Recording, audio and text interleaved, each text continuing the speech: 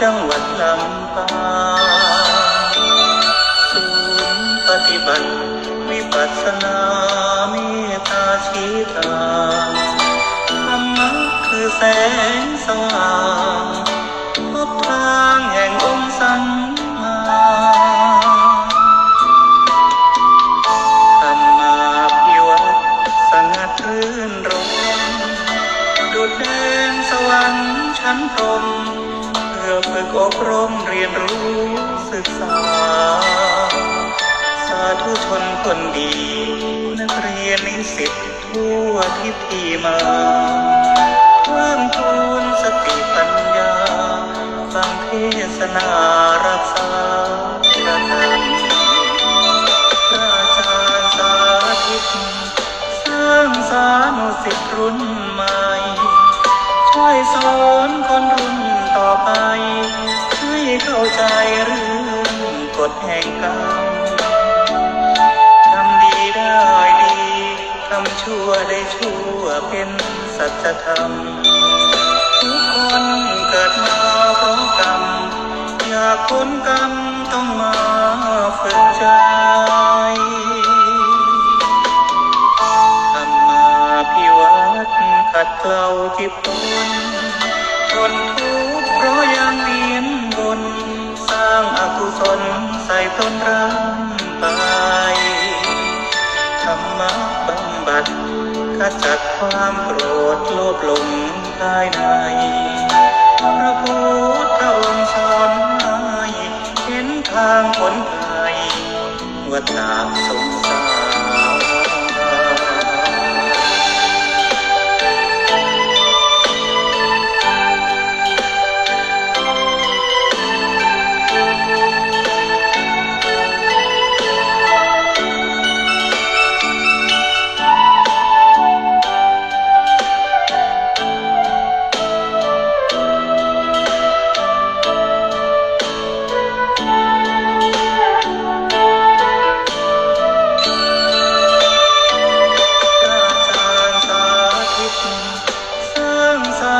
สิทธิ์รุ่นใหม่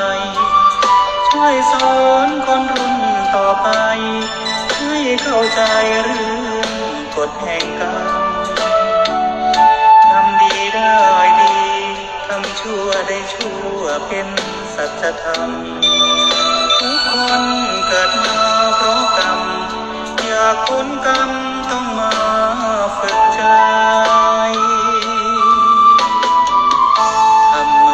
ภิวัตน์ขัดเกลาจิตตนทนทุกข์เพราะยังเวียนวนสร้างอกุศลใส่ตนร่ำไปธรรมะบำบัดขจัดความโกรธโลภหลงภายในพระพุทธองค์สอนให้เห็นทางพ้นภัยวัฏสงสาร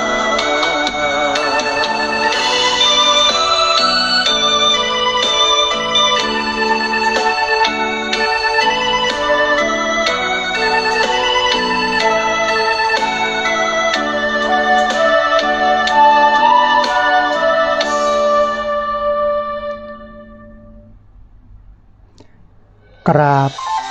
ถวายความเคารพพระเถรานุเถระครูบาสังฆะที่เคารพอย่างสูงทุกรูปเจริญสุขสวัสดีสาธุชนท่านผู้ฟังทุกคนทุกท่านสำหรับสาธุชนท่านผู้ฟังที่ให้เกียรติรับฟังรายการธรรมาภิวัตน์อันเป็นรายการวิทยุเพื่อการเผยแผ่พระพุทธศาสนาส่งเสริมการศึกษาและพัฒนาสังคมรายการนี้รับผิดชอบโดยอาตมาภาพพระสาธิตธีระปัญโยประธานมูลนิธิธีระปัญโยตั้งอยู่ณที่พักสงฆ์สถาบันธรรมาภิวัตน์บ้านศพเตินตำบลศพปาดอำเภอแม่เมาะจังหวัดลำปางรายการนี้ออกอากาศทุกวันเสาร์วันอาทิตย์ในเวลา 8 โมงถึง 9 โมงเมื่อเจ้า ผ่านทางสถานีวิทยุวัดบรรพตสถิต FM 106.50 เมกะเฮิรตซ์สถานีวิทยุในเครือข่ายสถานีวิทยุคลื่นสีขาวเพื่อชาวประชาซึ่งมีอยู่หลายคลื่นหลายสถานีหลายจังหวัดออกอากาศผ่านทาง Facebook ไลฟ์ซึ่งเป็นไลฟ์สดของสถานีวิทยุวัดไฝ่หินจังหวัดเชียงใหม่ Facebook ของอาตมาภาพระสาธิตธีระปัญโยรวมไปจนถึงบันทึกเทปเอาไปออกอากาศผ่านทางสถานีวิทยุเพื่อการศึกษาและพัฒนาอาชีพ Radio Network FM 99.50 เมกะเฮิรตซ์ของวิทยาลัยเทคนิคกฟผ.แม่เมาะทุกวันศุกร์ในเวลา 8 โมงเมื่อเจ้าเป็นต้นไปและเอาไปออกผ่านทางเพจของมูลนิธิธีระปัญโยซึ่งในการออกทางเพจของมูลนิธิธีระปัญโยนี้ท่านผู้ฟังสามารถไปติดตามรับฟังย้อนหลังไปก๊อปปี้ลิงก์ไปคัดลอกลิงก์เอาไปส่งเอาไปแชร์ให้กับญาติธรรมทั้งหลายให้ได้ยินได้ฟังกันได้แถมตัวท่านผู้ฟังวันนี้เฮาปะกันในสัปดาห์เสาร์อาทิตย์แรกของเดือนเนาะนะฮะซึ่งเป็นบัจเจตของเดือนของท้ายเดือนนะฮะเพราะว่ารายการธรรมาภิวัตน์นั้นมีอยู่4วันนะอันแรกก็คือวันเสาร์วันอาทิตย์8 โมงถึง 9 โมงวันอังคารนะเวลาตี5 ถึง 7 โมงเมื่อเจ้านะวันพุธตั้งแต่เวลาตี 3ไปจนถึงตี 5นะฮะก็สลับซับเปลี่ยนหมุนเวียนกันไปวันนี้มาได้อยู่ที่สถาบันธรรมาภิวัตน์ท่านผู้ฟังมาประชุมอบรมเชิงปฏิบัติการเพื่อพัฒนาองค์ความรู้ด้านสิทธิทางสิ่งแวดล้อมเปิ้นจัดโดยคณะกรรมการสิทธิมนุษยชนแห่งชาติเปิ้นเน้นเรื่องของงานสิทธิชุมชนสิทธิที่ดินแล้วก็สิ่งแวดล้อมซึ่งอบรมกันอยู่ที่โรงแรมรามาการ์เด้นนะฮะถนนวิภาวดีรังสิตเขตจตุจักรกรุงเทพมหานครที่จริงประเด็นเรื่องสิ่งแวดล้อมเนี่ยสำคัญมากเพราะว่าวันนี้มันเกิด climate change ก็คือการเปลี่ยนแปลงทางด้านสภาพภูมิอากาศเฮาดูข่าวทีวีท่านผู้ฟังเขาจะเห็นว่าประเทศสเปนซึ่งที่จริงมันก็เป็นเมืองหนาวเนาะต่างทวีปยุโรปนี่นะปรากฏว่า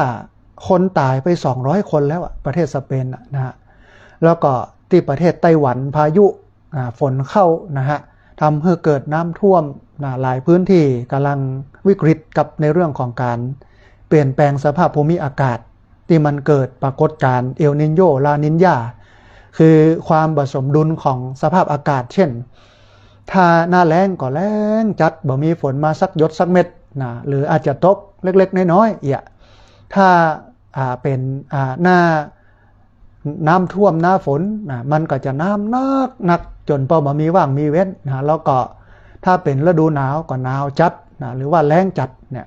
สิ่งเหล่านี้ท่านผู้ฟังมันเกิดจากการใช้ทรัพยากรธรรมชาติของเฮานะซึ่งมันใช้โดยสิ้นเปลืองบ่าเหลือไว้ให้คนต่างหลังนะซึ่งอาจจะเป็นตัวเล็กตัวน้อยเฮาอาจจะบ่ใจนักแต่เฮาก็เป็นส่วนหนึ่งในการทำลายความสมดุลของธรรมชาตินะมันบ่เหมือนกับอันต่างประเทศที่เปิ้นมีโรงงานอุตสาหกรรมมีโรงไฟฟ้าพลังงานถ่านหินนะมีรถยนต์มีแอร์นะฮะแล้วก็เกิดการเผานะการเผาไหม้สิ่งเหล่านี้มันทำให้เกิดปรากฏการผสมดุลของโลกนะทำให้ความร้อนนักล้ำไปความหนาวนักล้ำไปแล้งนักล้ำไปมีอันหนึ่งท่านผู้ฟังที่น่าเป็นห่วงเปิ้นก็ทำนายกันไว้ซึ่งตั้งอยู่บนฐานของข้อมูลเนาะว่าแฮมประมาณ10-20 ปีเนี่ยนะกรุงเทพมหานครจะเกิดภาวะน้ำท่วมนะเพราะว่าน้ำทะเลหนุนสูงเหตุที่น้ำทะเลหนุนสูงนั่นก็เป็นเพราะว่าทางขั้วโลกเหนือซึ่งเป็นดินแดนแห่งหิมะที่มันหนาวนะฮะน้ำแข็งที่มันเป็นหิมะนั่นมันโดนความร้อนที่เกิดจากฝีมือมนุษย์เนี่ยนะฮะมันจะไหม้มันจะละลายนะฮะมันก็เลยทำให้ปริมาณของน้ำเพิ่มขึ้นนะฮะอัน คนที่อยู่กรุงเทพวันเนี้ยถ้าบักเกิดเรื่องนี้ก็จะได้รับความลำบากแหมน้อยนึงนะจะอยู่อย่างลำบากแล้วก็ทั่วภูมิภาคหรือว่าทั่วประเทศ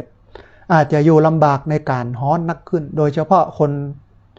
จันรักยาคนตุกคนยากนะฮะเพราะว่าคนที่เปิ้นมีตังเนี่ยเปิ้นก็ใช้แอร์เนาะใช้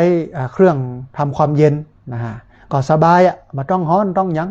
แต่คนตุกคนยากเจ้าให้เจ้านาเนาะพี่น้องชนชั้นกรรมกรชนชั้นร่างรวมไปอย่างหนึ่งตัวเจ้าพระสงฆ์เลยนะก็จะเกิดภาวะความร้อนขึ้นนะมันก็เลยทำให้เกิดการเสียชีวิตอย่างที่ยกตัวอย่างว่าประเทศสเปนเนี่ยเสียชีวิตไปแล้ว200กว่าคนนะประเทศสหรัฐอเมริกาพอสารคดีตะคืนเนาะหันอันฝรั่งเปิ้นเอาน้ำมาฮดกันโลอาตมาภาพก็เกิดว่าเนี่ยปีใหม่สงกรานต์ของฝรั่งก็มีด้วยเนี่ยนะ เปิ้นมาคลายความร้อนด้วยการเอาน้ำมาฮดนะฮะเนี่ยมันเป็นสิ่งที่เราจะต้องปรับตัวเนาะมันเป็นสิ่งที่เราจะต้องได้เรียนรู้แล้วก็สิ่งที่เราทำได้ง่ายๆเนี่ยก็คือการช่วยกันปลูกต้นไม้คือต้นไม้มันมีนักขึ้นแต่บางวัดบางวาเนี่ยท่านผู้ฟังมันสวนทางกันกับกระแสโลกกระแสสังคมนะเปิ้นปลูกเก้าไม้กันเยอะวัดกับไปตัดให้มันโล่งมันเตียนไปปูตัวนอนเดี๋ยวจนเข้าวัดไปแล้วป้อมมีห่มมีเงานะฮ้อนเพราะฉะนั้นสิ่งหนึ่งที่เราสามารถทำได้ก็คือเรื่องของการปลูกต้นไม้คือเยอะ2ลดการใช้ไฟลดการใช้น้ำมันคือเยอะลดการเผาประมาณเนี้ยในฐานะที่เราเป็นตัวเล็กตัวน้อยในสังคมไทยมันก็จะสามารถที่ช่วยโลกเพื่อลดการเสื่อมสลายของโลกนะเพื่อความสมดุลของโลกมันกลับคืนมาได้บรรนักก็น้อยนะฮะท่านผู้ฟังในวันนี้จะพาท่านผู้ฟังไปเรียนรู้คำสอนของหลวงพ่อพุทธทาสซึ่งเป็นครูบาอาจารย์ของอาตมาภาพเปิ้นถ่ายทอดคำสอนของพระพุทธเจ้าเนี่ยคือเฮาฟังแล้วมันเข้าใจง่ายโดยเฉพาะสายคนที่เปิ้นเป็นปัญญาชนคนที่เปิ้นมีกำกึดกำอ่านเนี่ยเปิ้นก็จะไปเรียนรู้พุทธศาสนาผ่านคำสอนของหลวงพ่อพุทธทาสถ้าหากว่าเฮาเรียนรู้พุทธศาสนาโดยการตัดเอาเรื่องของฤทธิเดชตัดเอาเรื่องของการโดนบันดาล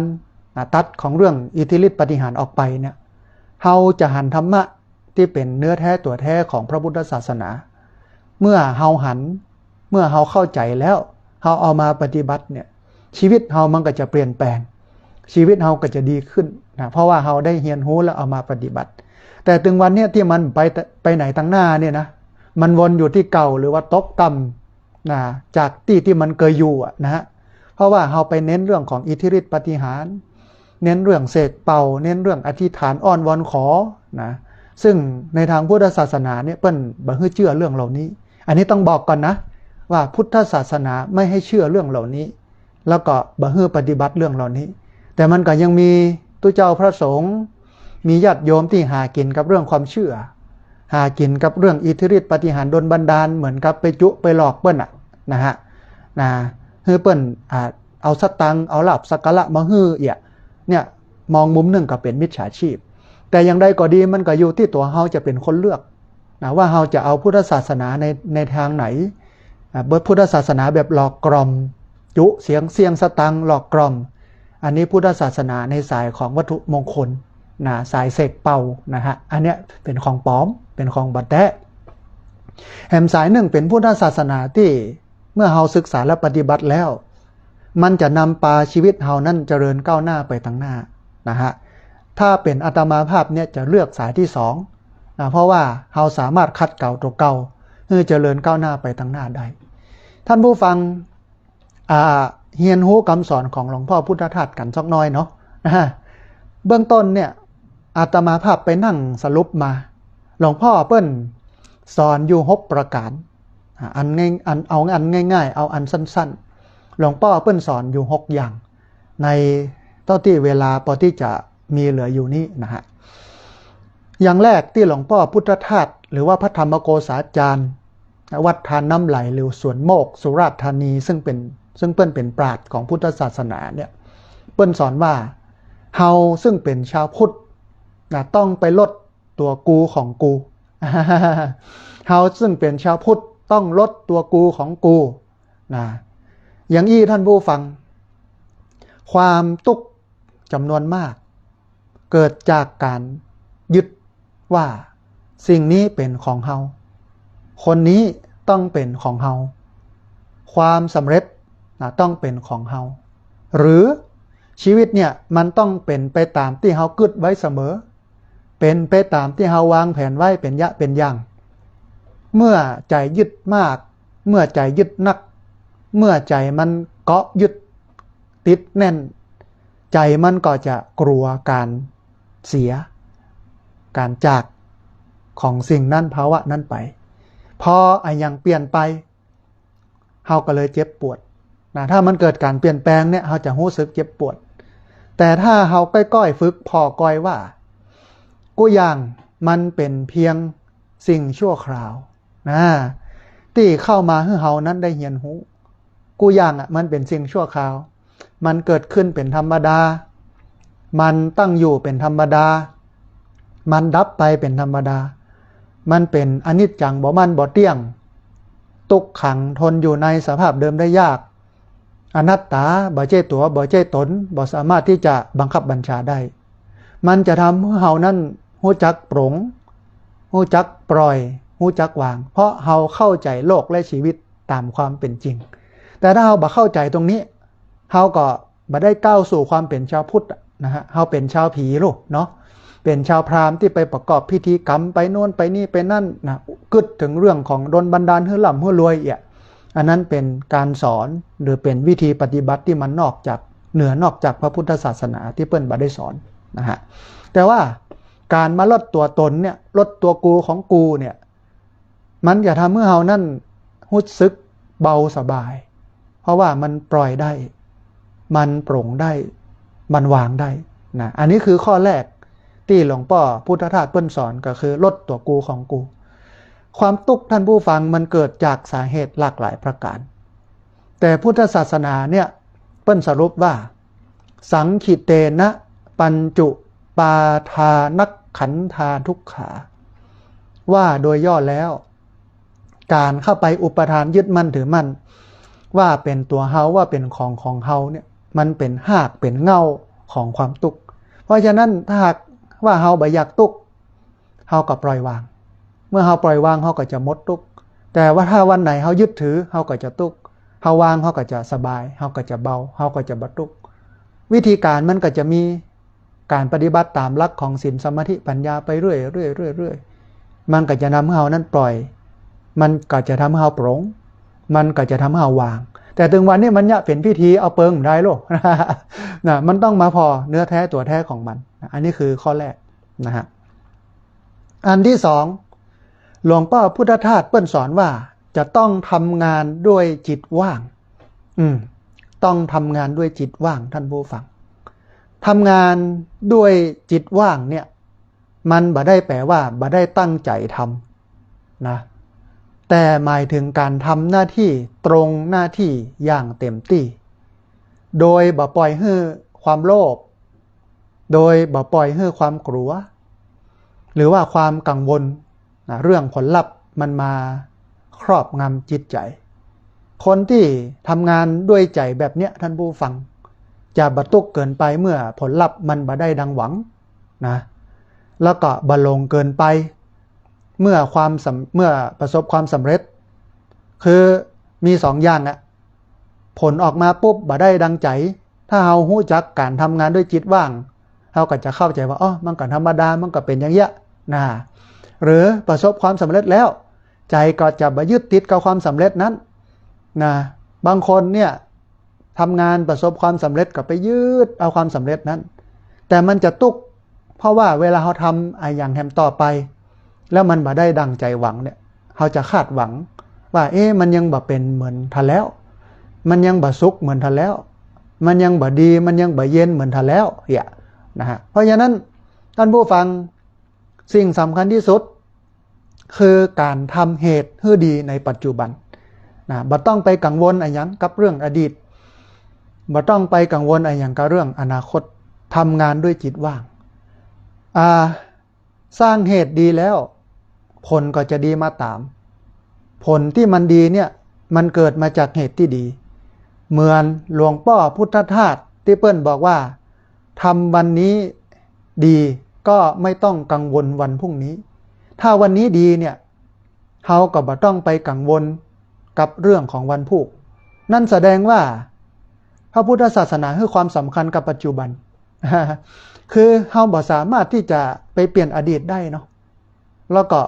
เฮาบ่สามารถที่จะไปสร้างอนาคตได้ตามใจเฮากึดเพราะว่ามันล้วนเป็นมาแล้วก็เป็นไปมันผ่านมาแล้วผ่านไปเพราะฉะนั้นปัจจุบันเนี่ยเฮาสามารถเนี่ยอย่างได้ดีที่สุดมากกว่าอดีตและมากกว่าอนาคตเหมือนพระพุทธเจ้าที่เปิ้ลได้ตรัสไว้ว่าอตีตังนาคามายะนปฏิกังเขนอนาคตังปัจจุปันนังนะอดีตเป็นสิ่งที่ผ่านล่วงไปแล้วมันบ่สามารถที่จะปิกไปเนี่ยอย่างได้อนาคตก็เป็นสิ่งที่ยังมาบ่ถึงเฮาก็บ่สามารถไปสร้างไปแปลงอย่างได้เลยนะแต่ปัจจุบันเนี่ยมันอยู่ตัดหน้าสองตาเฮารู้ท่านผู้ฟัง มันอยู่สองหน้าสองตาเฮาสามารถที่จะเนี่ยอย่างได้ในปัจจุบันและเมื่อทำปัจจุบันดีทำวันนี้ดีก็ไม่ต้องกลัววันพรุ่งนี้อันนี้คือการทำงานด้วยจิตว่างโดยที่บ่ต้องไปพอผลลัพธ์นะคือถ้าทำแล้วมันประสบความสำเร็จก็เอาละแล้วไปละบ่ต้องไปยึดติดกับความสำเร็จนั้นหรือทำแล้วมันล้มเหลวก็บ่ต้องไปเสียใจกับมันให้เฮาไปถอดบทเรียนมันว่าเพราะอะไรถึงทำให้ไม่ประสบความสำเร็จแล้วก็ไปแก้ไขแล้วเวลาเฮาเนี่ยต่อไปเนี่ยมันจะเนี่ยด้วยใจที่มันมีประสบการณ์ใจที่เบาสบายมันก็จะง่ายขึ้นเบิ้ลอย่างว่านะอย่างที่มันเป็นของใหม่เนี่ยมันยากนะเหมือนขี้เหล้าเมายาเนี่ยกับท่านผู้ฟังเหล้าขวดแรกแปลงเสมอใครก็บอกค่อยอยากออก ใครก็บอกค่อยอยากซื้อเหล้าขวดแรกแต่บอกกองกินไปได้สักกำหนึ่งนะโปนะเกือบจะหมดขวดปวดโถเหล้าขวดต่อไปนี่ง่ายแล้วเนอะเอาค่าออกเองนะไปแปะเอาจื่อค่าหรออันนี้เงินของค่าเอาไปซื้อเนอะมันต้องเป็นอย่างนั้นนะเพราะฉะนั้นจงทำงานด้วยจิตว่างบ่ยึดผลว่าดีบ่ดีอย่างใดแต่เฮียนหู้กับมันบ่ดีก็เฮียนหู้จะไปเสียใจกับมัน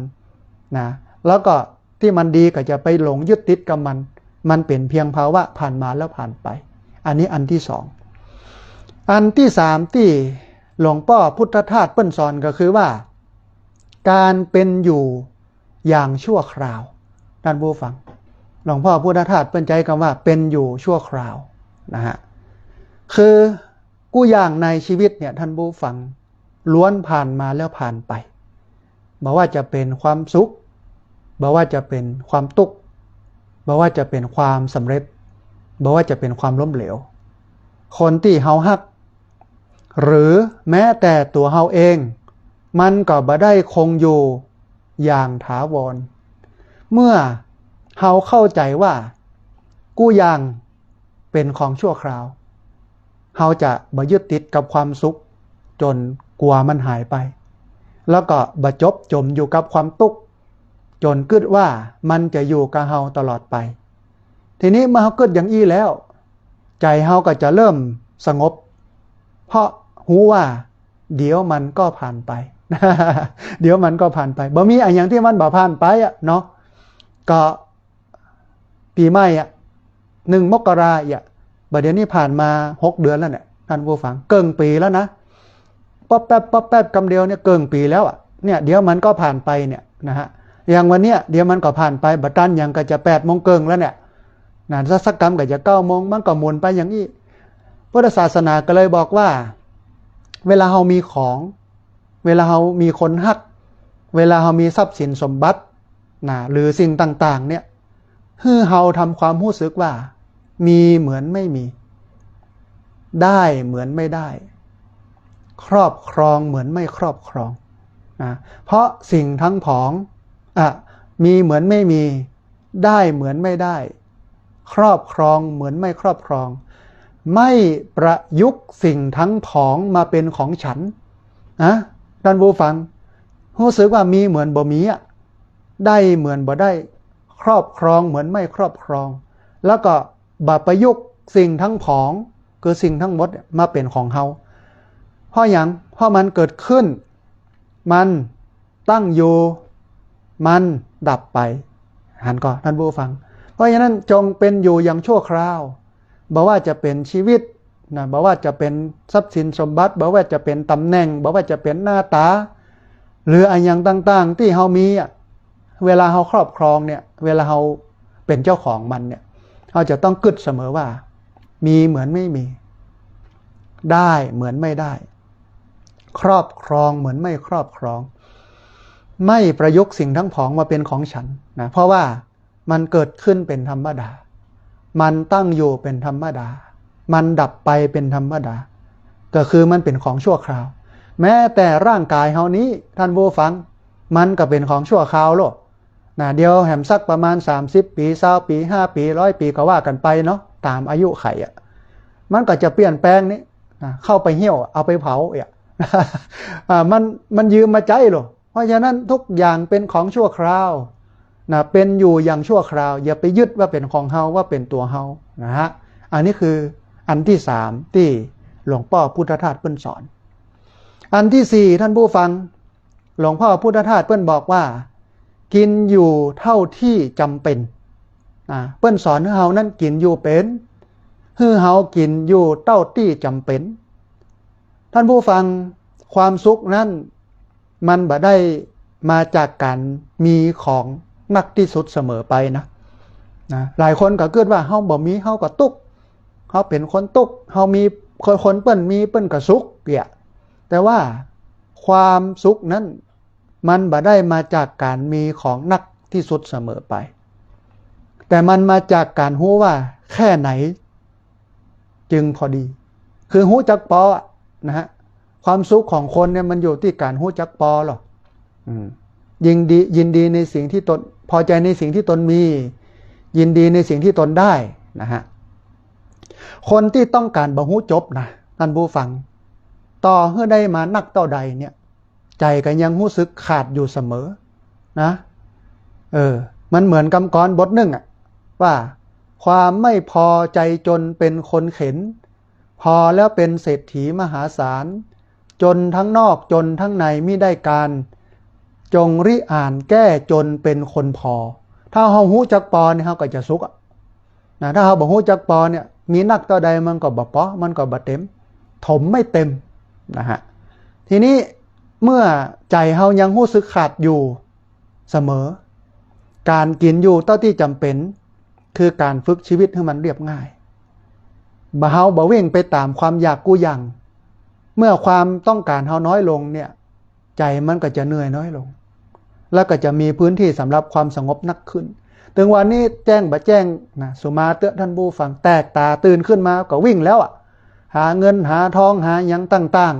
ๆถึงวันน่ะโยมบ่เหนื่อยกันพ้องกะเนาะ คือมันก็วิ่งได้หาได้แต่ว่าหาได้เท่าที่จำเป็นแต่หลายคนเนี่ยมันหามาเลี้ยงกิเลสโลกหามาเลี้ยงกิเลสเกินความจำเป็นมันก็เลยตุกนะฮะแต่ถ้ากินอยู่ยังพอดีมันก็บ่ตุกเหมือนกับที่เปิ้นว่าเนี่ยกะกินอยู่อย่างต่ำแต่มุ่งกระทำอย่างสูงกินง่ายอยู่ง่ายแต่ไม่มักง่ายเนี่ยหลวงพ่อพุทธทาสเปิ้นสอนเรื่องนี้เปิ้นสอนว่ากินอยู่อย่างต่ำแต่มุ่งกระทำอย่างสูงกินง่ายอยู่ง่ายแต่ไม่มักง่ายบ่ต้องไปยึดติดในรสชาติบ่ต้องไปยึดติดกับบรรยากาศการกินของกินก็เฮือมันกินสักแต่ว่ากินแล้วเฮือมันอยู่ได้มันบ่หิวแล้วก็เฮือมันมีคุณค่าทางโภชนาการแต่ถึงวันนี้มันเลยการกินอย่างนี้ไปโลว่าถ้ามันต้องมีบรรยากาศดีโลนะฮะมันจะต้องลำนะมันจะต้องมีคนเสิร์ฟนะมันจะต้องมีสาวๆมาห้อมล้อมอันนี้มันเป็นการเพิ่มตุกหรอเพราะมันกินอยู่เกินจำเป็นทีนี้เมื่อเฮากินอยู่เกินจำเป็นเนี่ยเฮาก็จะต้องไปเสาะหาสตังค์เอามาถมกับการกินอยู่ที่มันเกินจำเป็นเวลาเฮาก็เหลือน้อยลงแทนที่จะเอาเวลานั้นไปทำประโยชน์ให้กับตัวเองก็มัวแต่ไปเสาะหาสตังค์มาเลี้ยงกามตัวเก่ามีคนเดียวปอมีแหม2แหม3เมื่อมันหาโดยทางที่ชอบไม่ได้มันก็หามาโดยทางที่ไม่ชอบเฮาหันก่อที่เปิ้นทุจริตการสอบข้าราชการท้องถิ่น ตัวเงินบัจเจธรรมดานะ4,000 ล้านน่ะเนี่ยนี่คือกินอยู่เกินจำเป็นมันก็เลยนำไปสู่การทุจริตการคดโกงคนอื่นเบียดบังเอาของคนอื่นเนี่ยมาเป็นของตัวเก่าอันนี้พวกบาปหนานะโอ้จำเป็นต้องไปชดใช้เนอะนะฮะพวกน่ะตกม.6พวกน่ะเสร็จแล้วเกิดมาเป็นงัวเป็นควายมารับใช้คนอื่นเพราะว่ามันโกงคนอื่นไปกินเป็นของตัวเก่านะฮะอันนี้ก็คืออันที่4นะฮะอันที่5ท่านผู้ฟังพระพุทธเจ้าเปิ้นสอนว่าเราจะต้องหยุดเปรียบเทียบและอิจฉานะต้องหยุดเปรียบเทียบและอิจฉาการเปรียบเทียบท่านผู้ฟังมันทำให้เรานั้นมองชีวิตตัวเองด้วยสายตาของคนอื่นมองชีวิตตัวเจ้าเก่าเนี่ยด้วยสายตาของคนอื่นจนลืมหันคุณค่าของสิ่งที่ตัวเก่ามีอยู่เมื่อเฮาหยุดวัดชีวิตความสำเร็จกับคนอื่นใจมันจะปิกมาอยู่กับเส้นทางของตัวเองนักขึ้นเฮาจ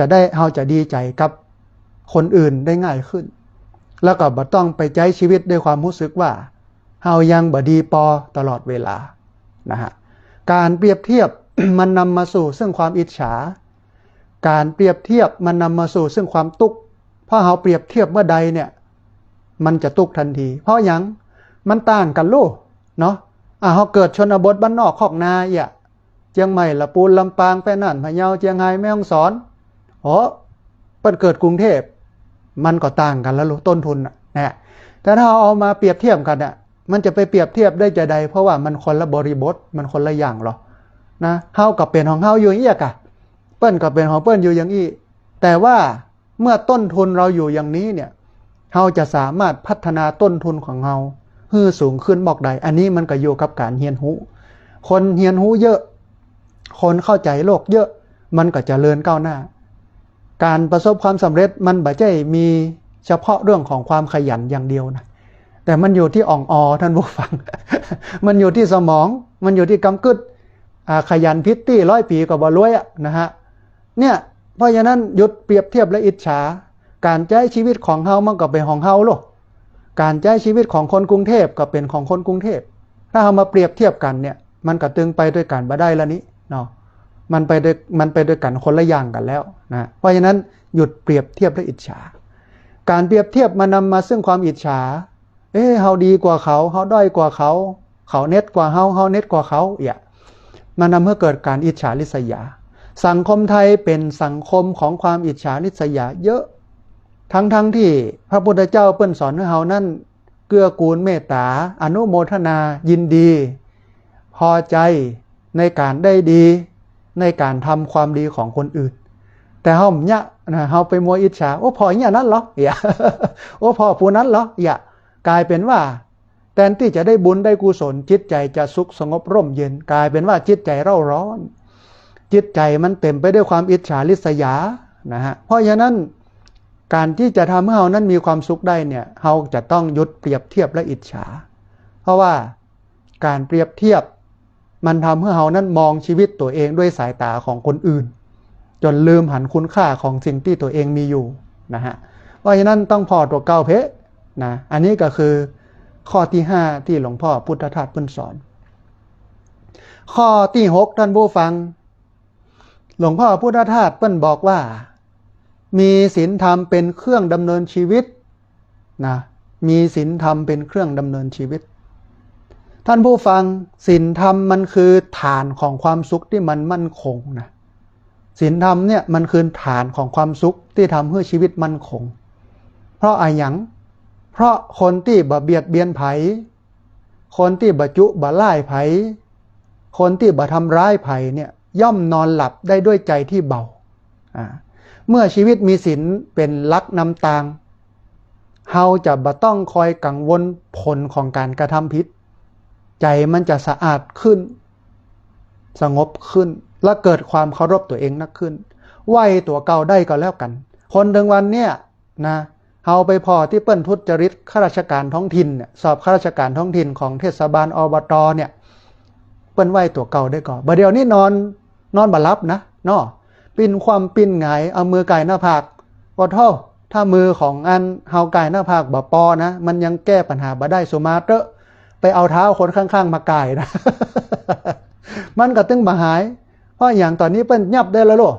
มันเกิดการทุจริตการสอบท้องถิ่นเนี่ยเฮาจ่ายเงินเปิ้นไป300,000 800,000ล่าตามล่าเนี่ยจะเสียสตังค์บ่ได้นะแล้วสตังค์ที่เสียไปนี่มาจากไหนจากขายให้ขายนาขายงัวขายควายขายรถขายบ้านขายนั่นขายนี่เอาไปจำนองจำนำหวังว่าลูกหลานตันเต้าเปิ้นจะได้รับราชการแต่มันทำด้วยทางผิดเนี่ยมันผิดศีลธรรมศีลธรรมมันเป็นพื้นฐานของมนุษย์ท่านผู้ฟังมันทำให้มนุษย์แตกต่างจากสัตว์เดรัจฉานถ้าหากว่ามนุษย์บ่มีศีลธรรมเนี่ยมนุษย์ก็ไม่แตกต่างอะไรกับสัตว์เดรัจฉานเพราะฉะนั้นเราต้องใช้ชีวิตบนฐานของศีลธรรมฮะศีลธรรมที่สำคัญที่สุดมี3ตัว1ศีล2สมาธิ3ปัญญาชีวิตของชาวพุทธก็เหมือนกันเพราะว่า3ตัวนี้มันเป็นวิถีพุทธภาษาฝรั่งเพิ่นใช้คำว่า Buddhist way of life มันเป็นวิถีพุทธคือมันบอกคือถ้ามีคนถามว่าพุทธศาสนาคืออะไรเฮาอย่าตอบอย่างใดมันนักหนาจารีเหลือเกินแต่ถ้าเราบอกว่าพุทธศาสนาคือการปฏิบัติตามหลักศีลสมาธิปัญญา1ศีลนั้นทำให้เฮานั้นมีเมตตาควบคุมกายวาจาใจบ่ให้เบียดเบียนตัวเองบ่ให้เบียดเบียนคนอื่น2สมาธินั้นมันทำให้ใจนักแน่นมั่นคงบ่งอนแง่นคอนแคนบ่เหมือนไม่ลักปักขี้โปขี้เลน3ปัญญาทำให้เฮานั้นคิดบนฐานของเหตุผลบ่เชื่ออันอย่างง่ายๆและมองโลกตามความเป็นจริงคือหันกู้อย่างว่ามันเกิดขึ้นเป็นธรรมดามันตั้งอยู่เป็นธรรมดามันดับไปเป็นธรรมดานี่คือศีลธรรมของชีวิตแต่ถึงวันนี้คนบ่เอาศีลบ่เอาธรรมโลท่านผู้ฟังขี้เหล้ามันบอกว่าฟังกรรมธรรมกินน้ำพริกดำกับข้าวฟังกรรมขี้เหล้ากินลาบกับข้าวถึงวันเดียว ฟังกรรมธรรมกินน้ำพริกดำกับข้าวฟังกรรมขี้เหล้ากินลาบกับข้าวถึงวันเดียวแต่คนกินลาบกับข้าวถึงวันที่มันบ่เอาศีลเอาธรรมเนี่ยมันได้สุขเตื้อเดียวนะหลังจากนั้นไปก็จะเป็นความทุกข์แต่คนที่ฟังกรรมธรรมเนี่ยเหมือนกับกินน้ำพริกดำกับข้าวมันคาบเดียวแล้วนะที่เหลือก็จะเป็นคำกินที่มีความสุขคนทำความทุกข์นั่นผู้ฟังคนทำไม่ใช่ทำความทุกข์ขออภัยคนทำความผิดคนบดีผิดศีลผิดธรรมเนี่ยใจชีวิตได้มาความสุขได้มาโดยการไปเบียดเบียนคนอื่นเนี่ยใจของเขานะมันไม่ได้เป็นใจที่สุขมันเป็นใจที่ทุกข์เพราะว่าการที่เขามีเขาเป็นเขาเจริญรุ่งเรืองเนี่ยมันบ่ได้มาจากน้ำพักน้ำแรงมันบ่ได้มาจากความวิริยะอุตสาหะที่มันถูกต้องตามทำนองของธรรมแต่มันเป็นการเบียดเบียนของคนอื่นมามันเป็นเงินฮ้อนเฮาหันมานักนั่นบูฟังกับเรื่องของการทุจริตได้รับผลของการทุจริตเดี๋ยวตอนเนี้ยเขายังสุขอยู่เขายังสบายอยู่เขาก็ยังคิดว่าบ่มีปัญหาบาปบ่มีบุญบ่มีแต่บ่กองบาปมันคือผลนะเขาจะตุกแล้วเขาจะรู้ว่าอันนี้มันแต่ตัวเนี่ยบาปมีแต่บุญมีแต่ตัวเนี่ยคนแบบนี้มันต้องเป็นแบบนี้นะฮะท่านผู้ฟังขณะนี้ท่านผู้ฟังกำลังติดตามรับฟังรายการธรรมาภิวัตน์อันเป็นรายการวิทยุเพื่อการเผยแผ่พระพุทธศาสนาส่งเสริมการศึกษาและพัฒนาสังคมรายการนี้รับผิดชอบโดยอาตมาภาพพระสาธิตธีระปัญโยประธานมูลนิธิธีระปัญโยตั้งอยู่ณที่พักสงฆ์สถาบันธรรมาภิวัตน์บ้านศพเตินตำบลศพปาดอำเภอแม่เมาะจังหวัดลำปางรายการนี้ออกอากาศทุกวันเสาร์วันอาทิตย์ในเวลา 8 โมงถึง 9 โมงเมื่อเจ้าเป็นต้นไปผ่านทางสถานีวิทยุวัดบรรพตสถิต FM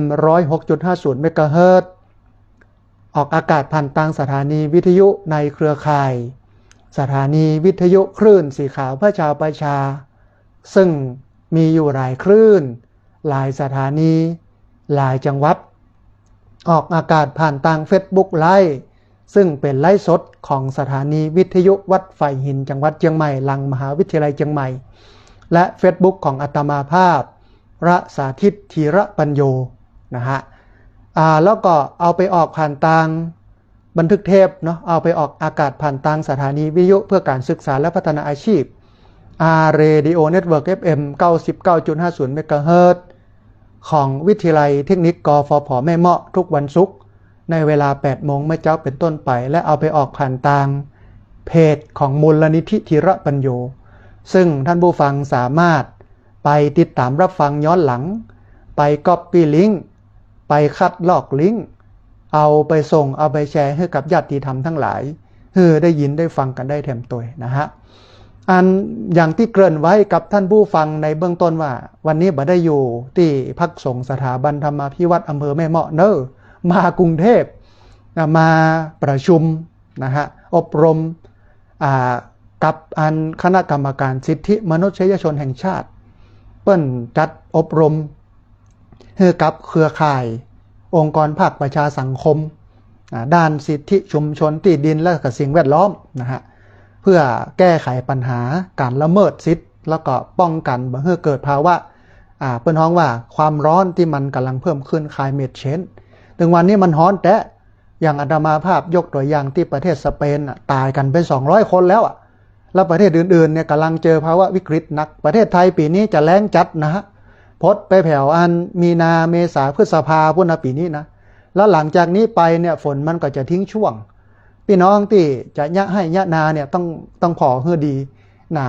อาจจะต้องหวานต้องไทยอาจจะผลผลิตอาจจะไม่ได้เต็มเม็ดเต็มหน่วยเพราะว่าน้ำซึ่งมันเป็นหัวใจของการเกษตรเนี่ยมันบ่สมบูรณ์เนี่ยสิ่งเหล่านี้เกิดจากพฤติกรรมมนุษย์ทั้งปวงเกิดจากการตัดไม้ทำลายป่าเกิดจากการเผาเกิดจากการใช้รถยนต์เกิดจากการใช้แอร์เกิดจากการเผาไหม้ของโรงงานอุตสาหกรรมซึ่งเป็นฝีมือของมนุษย์ล้วนๆนะฮะเฮาแก้ได้อย่างไรก็แก้ได้โดยการช่วยกันปลูกต้นไม้เยอะๆนะช่วยกันประหยัดน้ำประหยัดไฟนะช่วยกันประหยัดน้ำมันงดการเผานะฮะใช้สินค้าที่มันผลิตมาจากโรงงานต่างๆเพื่อมันคุ้มค่ากับการได้ใช้บ่ต้องไปซื้ออย่างไม่นักมันก็อย่าทำอย่างน้อยเนาะมันก็อย่าทำให้โลกเนี้ยมันทำให้อายุมันยืนนักขึ้นให้เฮาบ่ได้ประสบกับปัญหา climate change คือการเปลี่ยนแปลงทางสภาพภูมิอากาศบึดฮ้อนก็ฮ้อนจัดหนาวก็หนาวจัดน้ำท่วมก็ท่วมจัดเนี่ยมันจะบ่ได้เจอปัญหาแบบนั้นนะฮะและวันนี้ก็ได้นำเอาคำสอนของหลวงพ่อพุทธทาสซึ่งเป็นคำสอนของพระพุทธเจ้าที่หลวงพ่อนั่นเปิ้นเอามาอธิบายให้เฮาเข้าใจง่ายๆนะฮะบอกว่าจะเป็นเรื่องของการลดตัวกูของกูนะคนที่มีความสุขนักที่สุดก็คือการคนที่ลดเรื่องของตัวกูของกูลดอีโก้ตัวตนลงได้อันนั้นเฮาก็จะสุขใจละนะฮะอันที่สองหลวงพ่อเปิ้นสอนให้ทำงานด้วยจิตว่างจะประสบความสำเร็จบ่ประสบความสำเร็จก็อย่าไปจมอยู่กับมันให้มันผ่านไปนะทำงานให้จิตว่างบ่ต้องไปสนใจอย่างนักเพราะมันเป็นปรากฏการณ์เหตุและผลบางคนไปติดกับเรื่องของความบ่สำเร็จเอาความบ่สำเร็จมาเป็นมีดมาเสียบหัวใจตัวเก่านะบางคนประสบความสำเร็จก็ยืดติดกับความสุขนั้นนะกอดความสุขนั้นไว้ทั้งที่ความสุขนั้นมันก็เปลี่ยนแปลงเนี่ยอันก็เพราะฉะนั้นต้องทำงานด้วยจิตว่างแถมอันหนึ่งหลวงพ่อเปิ้นสอนให้เฮาเป็นอยู่อย่างชั่วคราวเป็นอยู่อย่างชั่วคราวการเป็นอยู่อย่างชั่วคราวเนี่ยคือการเข้าใจโลกเพราะโลกนี้มันเป็นของชั่วคราวแม้แต่ร่างกายชีวิตจิตใจเฮาก็เป็นของชั่วคราวมันเกิดขึ้นมันตั้งอยู่มันดับไปการเป็นอยู่อย่างชั่วคราวนี่ก็คือว่าการไม่ประยุกต์สิ่งทั้งผองมาเป็นของฉันมีเหมือนไม่ดีมีเหมือนไม่มี ได้เหมือนไม่ได้ครอบครองเหมือนไม่ครอบครองไม่ประยุกต์สิ่งทั้งผองมาเป็นของฉันนี่คือการเป็นอยู่อย่างชั่วคราวก็บ่ต้องเอาที่ไหนนักเอาตัวเฮาเนี่ยบ่เกิน100 ปีเฮาก็บ่อยู่ในโลกนี้แล้วทรัพย์สินถิ่นฐานทั้งหลายรถลาบ้านช่องไอ้อย่างที่เฮาฮักไอ้อย่างที่เฮามีมันก็เปลี่ยนมือไปเป็นของคนอื่นหมดแล้วเพราะฉะนั้นให้รู้สึกว่ามีเหมือนไม่มีได้เหมือนไม่ได้ครอบครองเหมือนไม่ครอบครองไม่ประยุกต์สิ่งทั้งผองมาเป็นของฉันนะฮะแถมอันหนึ่งหลวงพ่อเปิ้นสอนเรื่องของการกินอยู่เท่าที่จำเป็นจะไปต้วยใจกิเลสตัณหากินอยู่เกินจำเป็นถ้าหากว่าเฮากินอยู่เกินจำเป็นเนี่ย เราจะบ่มีเวลาไปสร้างกุศลไปทำความดีไปเนี่ยไอ้อย่างที่มันเป็นประโยชน์ได้เลยเพราะมัวแต่เสาะหาสตังค์มาเลี้ยงกิเลสที่มันเกินความจำเป็นนะเพราะฉะนั้นหลวงพ่อพุทธทาสเพิ่นสอนว่ากินอยู่อย่างต่ำแต่มุ่งกระทำอย่างสูงกินง่ายอยู่ง่ายแต่ไม่มักง่ายอันนี้คือหลักการถ้าเขากินอยู่แบบนี้เขาก็บ่ต้องไปเสาะหานักแต่บ่ได้หมายความว่าบ่ได้เสาะหานะเสาะหาแล้วก็ต้องมีทุนไว้สำหรับเจ็บเป็นเย็นไข้ชั่วฉุกเฉินเนี่ยถ้าได้อย่างนี้แล้วก็จะมีความสุขบ่ต้องวิ่งไปนักบ่ต้องเหนื่อยถ้าเขากินนักใจนักเขาก็ต้องทำงานนักนะฮะแต่ถึงวันเนี่ยทำงานน้อยแต่กินนักใจนักมันก็เป็นหนี้นี่ถึงวันเนี่ยแล้วความคิดของเรารุ่นใหม่เนี่ยบ่สนใจจะเป็นหนี้บ่เป็นหนี้กู้ไว้ก่อนกินไว้ก่อนเนี่ยท้ายที่สุดก็ละหนี้สินไว้ไผ่มาซ่ายเหรอพ่อแม่คนค้ำเนี่ยเป็นคนทุกข์นะฮะเนี่ยเพราะฉะนั้นต้องเป็นคนที่กินอยู่อย่างต่ำแต่มุ่งกระทำอย่างสูงกินง่ายอยู่ง่ายแต่ไม่มักง่ายปลูกทุกอย่างที่กินกินทุกอย่างที่ปลูกผลิตทุกอย่างที่ใช้ทุกอย่างที่ผลิตนะฮะอันนี้คือข้อที่4ข้อที่5หลวงพ่อเปิ้ลสอนว่าเราจะต้องเป็นคนหยุดเปรียบเทียบและอิจฉานะการเปรียบเทียบเนี่ยมันทำให้เรานั้นมองชีวิตตัวเก่าด้วยสายตาของคนอื่นไม่ได้มองชีวิตตัวเก่าด้วยสายตาของตนเองแต่ไปมองชีวิตของเราด้วยสายตาของคนอื่นแล้วมันเป็นอย่างไรเวลาเรามองชีวิตตัวเองด้วยสายตาของคนอื่นมันก็จะทำให้เราลืมคุณค่าของสิ่งที่มีนะมันจะทำให้เราลืมคุณค่าในสิ่งที่ตนเองมีแน่นอนนะบริบทมันต่างกันพื้นที่มันต่างกันท้ายที่สุดกรรมมันต่างกันสร้างมาต่างกันมันก็ต่างกันครับมันจะไปเปรียบเทียบกันยังไงแต่เราสามารถเอาเปิ้ลมาเป็นตัวอย่างว่าเราสามารถไปถึงจุดนั้นได้อันเนี้ยได้นะบ่ได้หมายความว่าบ่ได้นะเอาเปิ้ลมาเป็นแบบอย่างว่าเปิ้ลซ้อว่าหากินอย่างใดเปิ้ลถึงเจริญก้าวหน้าเอากับตัวเปิ้ลไปอันนี้ได้แต่ว่าถ้าเอามาเปรียบเทียบแล้วปุ๊บเนี่ยความตุกจะเกิด ความอิจฉามันก็จะเกิดนะอิจฉาริษยานะฮะท้ายที่สุดเนี่ยใจเฮาก็จะเป็นใจที่มันตุกมาเป็นใจที่มันสุขนะฮะข้อสุดท้ายท่านผู้ฟังหลวงพ่อเปิ้ลบอกว่าชีวิตที่มีความสุขนั้นจะต้องเป็นชีวิตที่มีศีลธรรมเป็นเครื่องดำเนินชีวิตหมายความว่าดำเนินชีวิตบนฐานของศีลธรรมเป็นคนซื่อสัตย์สุจริตมีศีลมีธรรมถึงวันนี้สังคมมันเสื่อมศีลธรรมท่านผู้ฟังพ่อการอย่างที่อาตมาภาพยกตัวอย่างทุจริตการสอบข้าราชการท้องถิ่นอาตมาภาพเชื่อว่ามีคนที่เกี่ยวข้องกับเรื่องนี้ทั้งใหญ่ทั้งเล็กเนี่ยหลากหลายเพราะเงินมันแบบเจ้น้อยๆนะเฉพาะปีนี้เนี่ย4,000 ล้านนะคือพอท่านผู้ฟังเฮาก็เลยได้คนที่บ่มีคุณภาพลูกท่านหลานเธอคนที่จ่ายสตางค์เส้นสายต่างๆเข้ามาทำงานราชการมันก็ซ้ำยุบไปนักกว่าเดิมแทนที่จะได้คนดีมีฝีมือแล้วไปเอ็นดูคนที่เปิ้นตั้งใจสอบเอ็นดูคนที่เปิ้นตั้งใจติวตั้งใจอ่านหนังสือบ่ได้นี่คือความเลวทรามของสังคมนะเพราะมันไม่มีศีลธรรมหลวงพ่อพุทธทาสก็เลยบอกว่าศีลธรรมไม่กลับมาโลกาจะวินาศนะแต่บอกว่ารัฐบาลเองก็ดีหน่วยงานองค์กรต่างๆก็ดีที่เปิ้นมีหน้าที่ในการปราบปรามการทุจริตเนี่ยมันจะทำหน้าที่ได้มากได้น้อยแค่ไหนมาพอมากอยแล้วเนี่ยสังคมไทยมันเป็นสังคมที่เหมือนกับไร้ความหวังเลยนะแต่เจ้าไปดูอันข้อมูลสถิตินะเปิ้นก็บอกว่าประเทศไทยประเดี๋ยวนี้อันดับการทุจริตเนี่ยปะโถไปอยู่ที่อันดับท้ายๆเลยนะไม่ได้ไปอยู่ที่อันดับต้นๆนะเนี่ยอันดัชนีวัดภาพลักษณ์คอร์รัปชันปี2568ของประเทศไทยถดถอยอย่างต่อเนื่องคะแนนเปิ้นเต็มร้อยได้33คะแนนป้นไปอยู่ที่อันดับ116ของโลกห่างแถววะนะแปะหรือว่าการประเทศลาวทำคำก่อนนะนี่คือ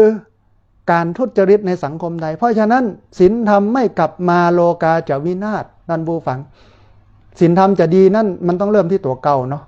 แต่จะไปใจระบบคุณธรรมนะคือคุณธรรมแต่ฉันไม่ทำมันต้องเริ่มที่ฉันธรรมเปลี่ยนจากคุณธรรมเป็นฉันธรรมก่อนเริ่มจากตัวเฮานี้เพราะว่าสุขทุกข์มันเกิดจากตัวเฮานะฮะเอาละท่านผู้ฟัง เหลือบแลพอเวลาเนาะมาถึงช่วงท้ายรายการเหลือเวลาแห่งประมาณสัก7 นาทีนะฮะก่อนที่อาตมาภาพจะเอารายการนี้จากลาท่านผู้ฟังทั้งหลายไปย้อนไปในวันที่20 มิถุนายนพุทธศักราช 2569 ที่ผ่านมาแห่งกำหนึ่งซึ่งเป็นวันที่พี่น้องเครือข่ายสถานีวิทยุคลื่นสีขาวเพื่อชาวประชามาช่วยกันหล่อเตียนเข้าพรรษาคนมาเกือบ2,000 ชีวิตเป็นดีม่วนดีงั้นดีอิดดีเหนื่อยนะแต่ว่านี้นักเรียนโรงเรียนผู้สูงอายุตำบลศพปาดเปิ้นก็ช่วยกันเก็บผามเนาะนะเก็บสแลมเก็บไม้ไผ่เก็บหยังกันไปนะเก็บข้าวเก็บพวโต๊ะเก้าอี้ตอนนี้เป่งละดีละนะฮะแล้วก็เดียวปิกไปนะฮะจากกรุงเทพเนี่ยก็จะไปร่างหนังสือขอบคุณหน่วยงานองค์กรต่างๆหมู่บ้านต่างๆที่มาช่วยเหลือกันมีบุญแห่งอันหนึ่งตอนนี้นะได้อู้กันกับท่านอาจารย์พระครูอภิวัฒนวิกรมเปิ้นบอกว่ามีญาติโยมที่อยากจะมาร่วมสร้างเจดีย์ให้มันแล้วนะฮะอาตมาภาพก็เกริ่นไปกับลูกของแม่แจ๊ดนะฮะเปิ้นก็แม่อุสาสุขเจริญที่เปิ้นเสียชีวิตไปแล้วซึ่งเปิ้นเป็นนักเรียนโรงเรียนผู้สูงอายุเปิ้นก็บอกว่าได้นะช่วยกันสร้างได้เลยนะแล้วก็เปิ้นก็ตั้งใจ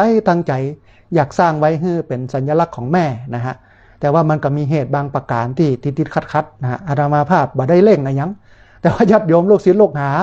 เปิ้นมาถามเมื่อไรมันจะแล้วสักเตื้อมาถามบ่อยเข้าแล้วก็พอดีว่าท่านอาจารย์พระครูอภิวัฒนวิกรมเปิ้นก็เกริ่นมาว่าสาธิตนะเดี๋ยวถ้าไปถามเจ้าภาพก่อนเนอะถ้าเปิ้นได้ช่วยสร้างช่วยแปลงก็จะมาช่วยสร้างช่วยแปลงนะอันนั้นก็เป็นบุญอันนึงนะต่อไปนี้ก็จะเป็นเรื่องของการระดมบุญเนาะกับการสร้างพระธาตุเจดีย์ให้มันแล้วมันเสร็จนะฮะเดี๋ยววันหน้าวันหลังก้อยประกาศบอกกล่าวกับบรรดาท่านผู้ฟังกันแล้วกันนะฮะก่อนที่จะเอารายการจากลาไปเหลือ2 นาทีเดี๋ยวมาทักทายญาติโยมที่ฟังทาง Facebook ก่อนนะฮะมีคุณแม่สุกแก้วคำอ้วนนะมีคุณโยมนพพลชยามีคุณโยมชุติการรอดพยัญชนะมีลูกของแม่แจ๊ดนะแม่อุสาสุขเจริญต้องอนุโมทนาบุญโดยมีคุณโยมสมศรีนะใจบุญนะมีคุณโยมที่ชื่อเป็นภาษาอังกฤษนะต้องขออภัยนะฮะมีคุณแม่เดือนเพ็ญทิมวางมีคุณโยมมันนานะอัมพันธ์นะฮะมีคุณโยมเดียวกันเนอะหลากหลายชื่อเหลือเกินนะฮะมีคุณโยมสมจิตนะคุณแม่สมจิตอินทรวิจิตนะมีอาจารย์พรศักดิ์กลิ่นประทับนะครูอ้วนนะเปิ้นอยู่สุโขทัยต้องอนุโมทนาบุญกับครูอ้วนที่มาทักทายกันมีแม่สมจันทร์แก้วมาลานะฮะมีคุณโยมพิษสมัยศรีเทพธรรมรงค์นะมีแม่ลาวันกุยคำมีคุณโยมวิมลตุ้ยแก้วนะมีคุณแม่ฟองจันทร์แก้วมูลนะฮะแหมหลายๆท่านที่บ่ได้เอ่ยนามนะต้องขออภัยนะฮะท่านผู้ฟังต้องขอบคุณท่านผู้ฟังเนาะที่ติดตามรับชมรับฟังกันนะฮะสำหรับท่านผู้ฟังที่ฟังจากสถานีวิทยุแล้วก็ฟังแล้วก็ชมทาง Facebook วันนี้เป็นไลฟ์สดที่เปิดหน้าเป็นครั้งแรก คือญาติโยมได้หันหน้าหันตาเพราะว่าบรรยากาศมันดีน้อยนึงนะฮะจัดที่โรงแรมนะเดี๋ยวจะไปประชุมต่อแล้วก็วันพรุ่งนี้นั้นขอเป็นเทปบันทึกเสียงเพราะว่าจะต้องเดินทางกลับนะเดินทางกลับในวันนี้ตอนแรงๆก็ไปถึงปุ๊บยังบ่เข้าวัดเตือนนะไปแวะจำวัดที่วัดปังงุ้นเมืองแป่เพราะว่าตอนเจ้าเนี่ยจะต้องรีบไปที่อำเภอศพปราบไปงานปลูกเก้าไม้ของท่านอาจารย์ชาวลิตที่สำนักปฏิบัติธรรมนายางเหนือนะฮะตำบลนายางต้องไปเทศไปบรรยายไปอภิปรายกันท่านเสร็จแล้วก็ควายก็เซตงานก็หรือว่ากินข้าวตอนกับปิกวัดนะฮะอันนี้ก็เป็นกิจภาระที่กำลังดำเนินการอยู่ในวันนี้ต้องกราบขอบพระคุณครูบาอาจารย์พระเถรานุเถระครูบาสังฆะที่เคารพอย่างสูงทุกรูปอนุโมทนาบุญกับเจ้าของคลื่นเจ้าของสถานีแล้วก็เจ้าหน้าที่ที่ดูแลการออกอากาศการส่งกระจายเสียงอนุโมทนาบุญกับญาติโยมทุกคนทุกท่านที่ติดตามรับฟังและขออภัยที่ไม่ได้เปิดสายในวันนี้สัพพะพุทธานุภาเวนะด้วยเดชเดชะอนุภาพของพระพุทธเจ้าสัพพะธรรมานุภาเวนะด้วยเดชเดชะอนุภาพของพระธรรมเจ้าสัพพะสังฆานุภาเวนะด้วยเดชเดชะอนุภาพของพระสังฆเจ้าศรัทธาสดทีพระวันตุเตขอความสุขความเจริญในธรรม จงบังเกิดมีแด่บรรดาศรัทธาสาธุชนทุกคนทุกท่านตลอดกาลเป็นนิจเทินเจริญพร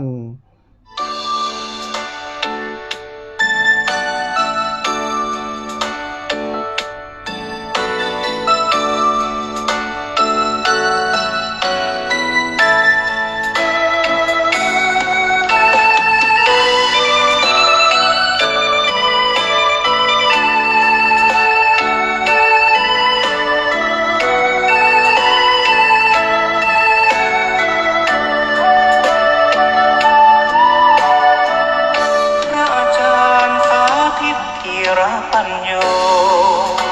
สร้างธรรมสถานลานโพธรรมาภิวัตรจังหวัดลำปางศูนย์ปฏิบัติวิปัสสนาเมตตาชี้ทางธรรมะคือแสงสว่างพบทางแห่งองค์สัมมา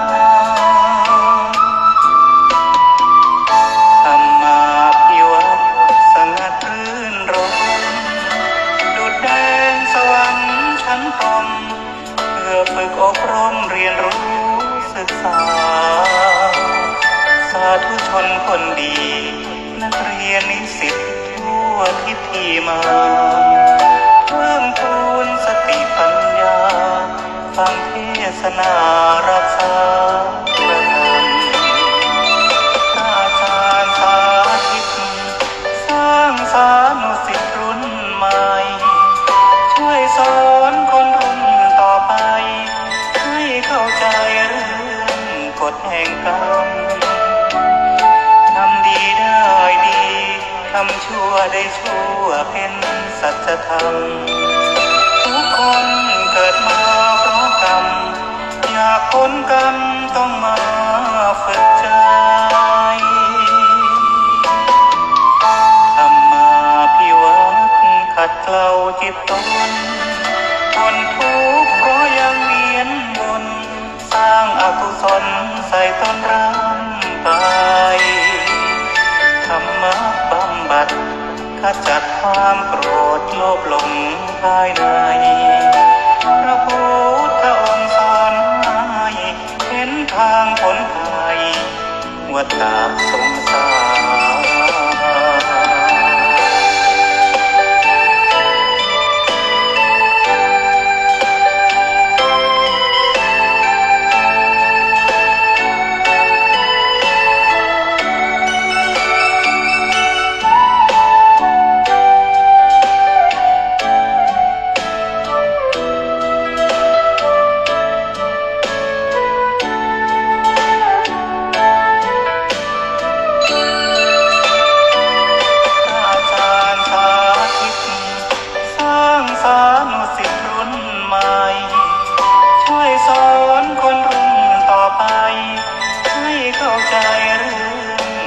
แห่งกรรมทำดีได้ดีทำชั่วได้ชั่วเป็นสัจธรรมทุกคนเกิดมาเพราะกรรมอยากพ้นกรรมต้องมาฝึกใจธรรมาภิวัตรขัดเกลาจิตตนทนทุกข์เพราะยังเวียนวนสร้างอกุศลใส่ตนร่างกายธรรมะบำบัดขจัดความโกรธโลภหลงภายใน